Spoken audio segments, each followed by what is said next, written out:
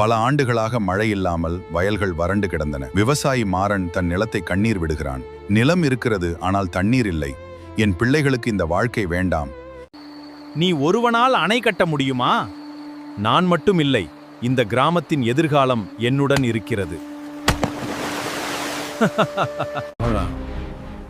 நல்ல எண்ணத்துடன் தொடங்கிய காரியத்தை பயம் நிறுத்தாது. நான் வெற்றி பெறுவேனா? நம்பிக்கையை விடாதே. இது தண்ணீர் இல்ல,